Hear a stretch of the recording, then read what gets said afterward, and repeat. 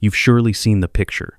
She's wound up, her voice cracking into a scream, words hitting harder than slaps, tears streaming down her face, and you just watch calmly.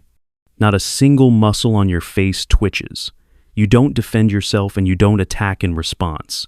And that right there, that is what throws her completely off balance. Why are you silent? Don't you care? You're heartless. You remain silent and her emotional storm turns into a tornado. She loses control because you are keeping yours. Let's break down what's actually happening in this chemical laboratory of emotions. Because once you understand this dynamic, you will stop being a slave to her mood. The moment you discover composure as the highest form of masculine energy is the moment the rules of the game change forever. I'm not talking about becoming an ice block. I'm talking about mastery over yourself. The ability to stand in the epicenter of a fire and not let the flame spread to you, when everything around you is collapsing, but your internal core remains steadfast. This isn't weakness. This is titanic strength. It's the fundamental difference between being reactive and being proactive. I had a client, Mark. His wife used a classic tactic. She'd start a fight over any little thing. A dirty cup, the wrong tone of voice. He used to explode. He'd justify himself, yell back, apologize, anything to make it stop. And then he learned the next time she starts you again. He calmly looks at her without interrupting, lets her finish, and then he quietly says, "I understand you're upset, but I won't discuss this in this tone." And he leaves the room.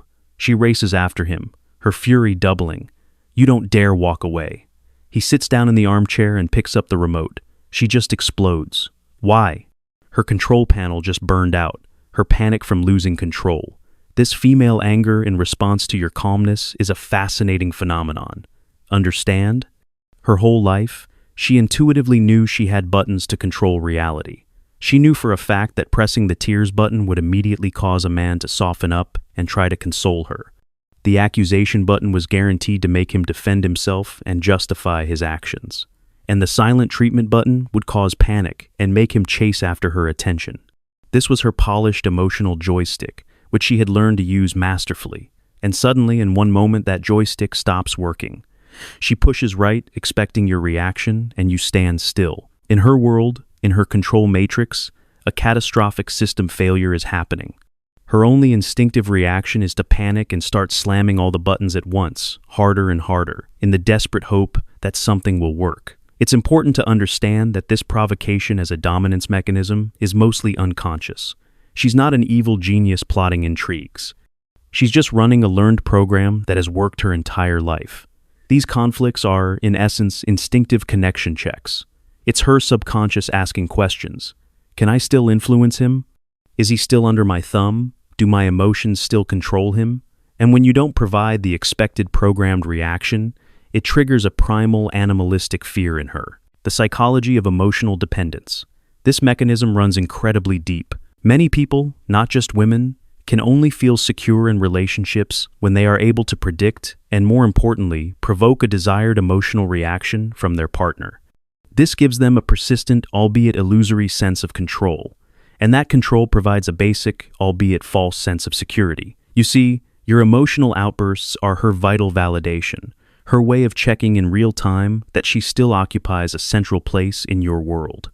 As soon as you remove those outbursts, you are literally pulling the rug out from under her, taking away her familiar and only support.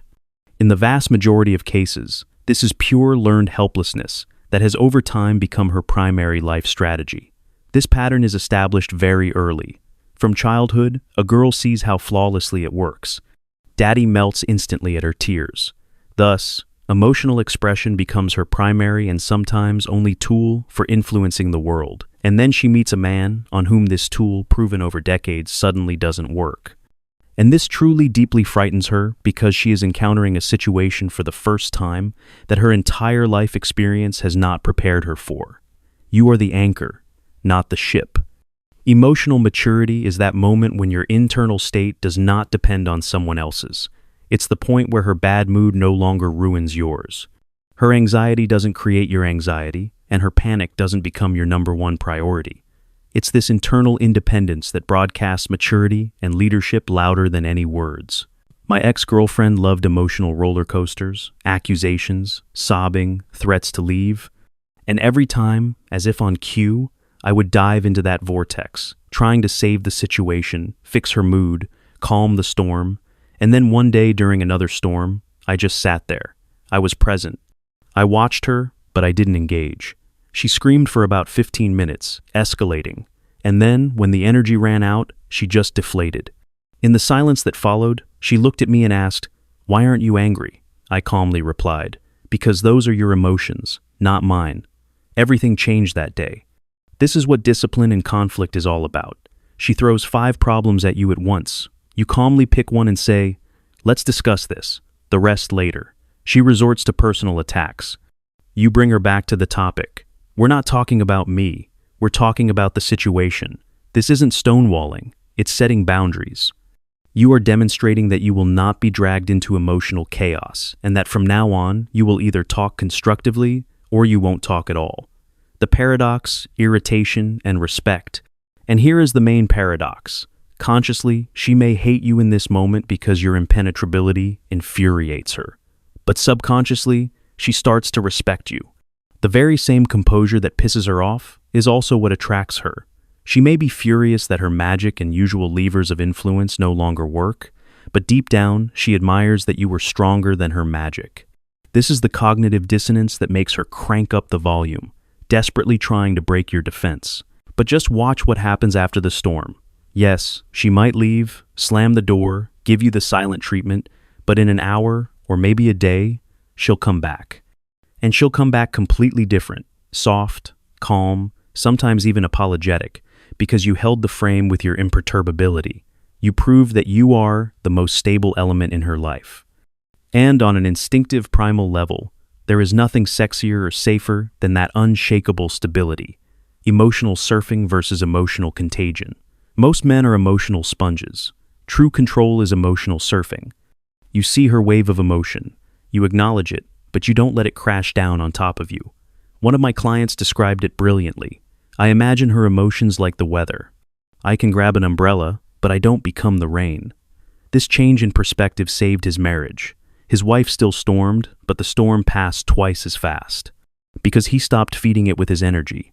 Break her patterns. When she attacks, show curiosity. Why do you think that? When she manipulates with tears, give her presence, not panic. When she walks out demonstratively, respect her decision and give her space. Don't chase her. I've seen couples on the verge of divorce, married 20 years where the husband learned self-control. The next fight, he was completely calm. The wife escalated to heights he'd never seen, and then suddenly sat on the floor and sobbed. "I don't know how to talk to you anymore," she admitted. In that moment of vulnerability, they had their first real dialogue in 10 years. This male self-possession isn't about controlling her. It's about controlling yourself. When you own your reactions, you establish leadership not through force, but through unshakability. You set the emotional tone not with manipulation, but with your stability. Understand these female tests never really end. They just change form. Can I still lean on you? Will you break if I push harder? Are you real or a fake? Passing these tests by remaining a rock doesn't just maintain the relationship. It deepens her trust. One guy told me, his girlfriend admitted, "Sometimes I deliberately provoke you just to see if you'll break. When you don't, I get angry. But afterward, I feel so safe." There's the paradox. Your behavior, which pisses off her conscious mind, satisfies her subconscious needs. And then, that same calmness, which drove her crazy at first, becomes the very thing she'll brag about to her friends. "That's my man, a rock." Nothing rattles him. The deep psychology. What else is happening? This isn't just philosophy, it's biology. When you stay calm during her storm, your nervous system influences hers. It's called co-regulation. Your steady heartbeat, your slow breathing, your relaxed body, all of it sends a signal to her primitive brain. There is no danger. Her brain, which is scanning for threats, sees that the alpha you isn't panicking, and her system automatically starts to power down. I saw this with a couple in crisis. She was having a panic attack about money. "We're going to lose everything. We'll starve." He didn't try to calm her down or argue. He sat next to her, started breathing deeply, and calmly opened his laptop to make a budget spreadsheet. Within 5 minutes, her breathing had slowed to sync with his. She went from hysteria to problem solving, even though he hadn't said a word about her emotional state. Attachment theory also plays a role here. People with an anxious attachment style need constant emotional reaction to feel secure. Your calmness to them is tantamount to abandonment. If he's not reacting, he's leaving me. But here's the trick. Your consistent, predictable composure actually heals this anxiety over time. You become the stable base they never had. You have to calmly say, "I'm here. I'm not going anywhere. I hear you." Over time, her nervous system will retrain. She'll learn that calm doesn't equal danger, and she'll learn to trust stability over intensity. The cultural code, we are programmed for drama. We're all taught that love is passion, and passion means fights, breaking dishes, dramatic reconciliations. We are programmed to believe that intense feelings are love. When you offer her stability instead of drama, you are challenging decades of her conditioning. Consciously, she might understand that drama is unhealthy, but her subconscious is screaming, "This isn't romantic. Timing is important. There are moments when you should mirror her emotion." Is she ecstatic about good news? Celebrate with her. Is she grieving a loss? Meet her in that sadness. But then you gradually return to your baseline and gently pull her along with you. It's like emotional Aikido. You don't block the energy. You redirect it. If she is genuinely hurt, not manipulating, you first say, "I can see this really hurt you," with genuine empathy, and then you shift. Let's figure out what led to this. With calm analysis, the key is to distinguish genuine emotion that needs to be witnessed from manipulation that needs boundaries. The long-term effect, what you get. Couples where at least one partner, usually the man, maintains composure, report much higher marital satisfaction after 5 to 10 years than couples who rumble together. Yes, there may be fewer sparks at the beginning, but constant warmth is more important than fireworks. It's the difference between a fire that burns hot for an hour and coals that provide warmth all night. One woman after 10 years of marriage told me, "At first I thought he was heartless, but then I understood his calmness allowed me to sort through my own chaos without making it worse.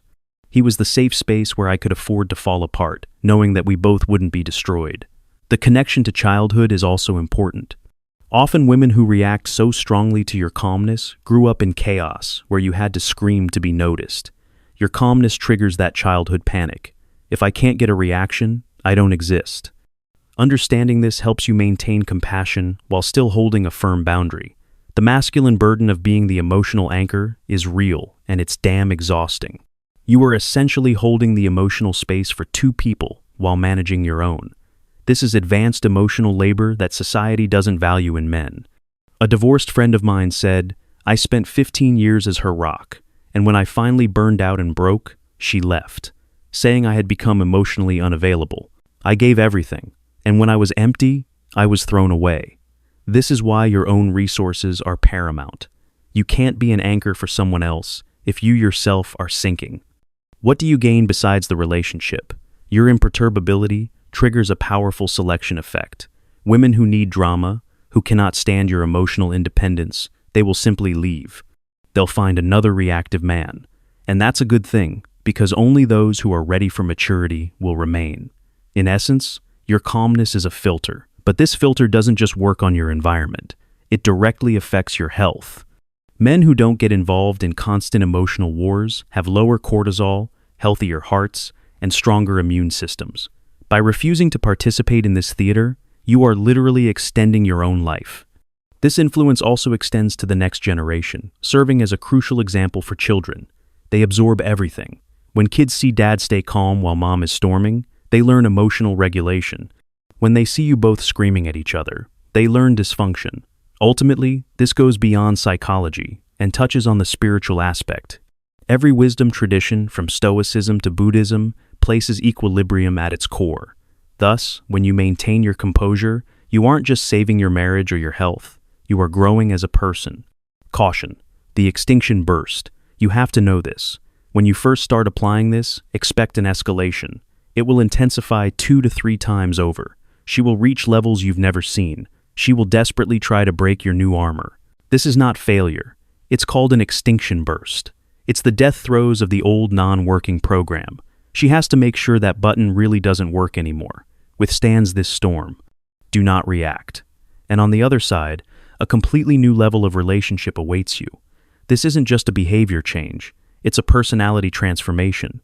You are literally rewiring your brain. Meditation, breathwork, exercise, these aren't soft practices. This is training for emotional combat. The link to respect is direct. Studies show a woman's respect for her partner is directly correlated with his emotional stability. Not lack of emotion, but stability. The man who can feel deeply but is not obligated to react earns infinite respect. There's also the sexual aspect, which is rarely discussed. Women often report a sharp increase in attraction to a partner who held his frame during a conflict. The primal brain reads, "Stability equals strength, and strength equals attraction," one couple admitted. "When he stays calm during my hysteria, I simultaneously hate him and want him desperately. The more immovable he is, the more I want him." Emotional chaos is very energy intensive. By refusing to invest your energy in chaos, you force it to die out. Drama is a fire. Your reaction is gasoline. Your calmness is a fire extinguisher. Recovery time after fights shrinks from 3 days to 10 minutes. When calmness doesn't work. Important warning. Through all this, it is crucial to see the red flags. If she resorts to physical violence and hits you, that's not a test. That's abuse. And you must leave that situation immediately. If she threatens self-harm to provoke a reaction from you, that's not a test. That's pure blackmail, and professional intervention is required. Likewise, if she involves third parties, calling your mother, texting your friends to force you to react, that's a dangerous manipulation called triangulation. You must clearly understand where the line is and know when to just walk away. The main secret, your purpose. It's crucial to understand that your calmness should not come from indifference. It must come from direction. You are calm not because you suddenly don't care, but because you are focused on things more important than this petty drama. You have a mission, a purpose, a path. Emotional storms simply cannot knock you off course because you know where you are going. One successful entrepreneur formulated it perfectly. "As soon as I understood my life's purpose, my wife's hysterics became background noise, important but not primary. I could acknowledge the storm, but I stayed at the helm. And that, strangely enough, made her feel even safer. She knew that our ship had a captain who wouldn't abandon the wheel in a storm. You see, your calmness isn't just a wall. It's a foundation. On this foundation, she can safely express her full spectrum of emotions, from rage to vulnerability, knowing the house won't collapse. Instead of trying to control you to feel safe, your unshakable presence becomes her safety. This, in turn, forces her to grow. You become a catalyst for her own maturity. And that is the final truth. Your composure forces everyone around you to level up. When manipulation stops working, people, your partner, children, colleagues, have to learn new, healthier ways of communicating. Your calmness doesn't just change your life, it transforms everyone in your orbit. When did you first realize the power of this calmness? What happened when you stopped taking the emotional bait? How did she react when your frame proved impossible to break? Share your experiences in the comments. Let's make emotional maturity the new norm. Because your calmness isn't coldness, it's strength. And in a world full of emotional chaos, your composure isn't just valuable, it's revolutionary.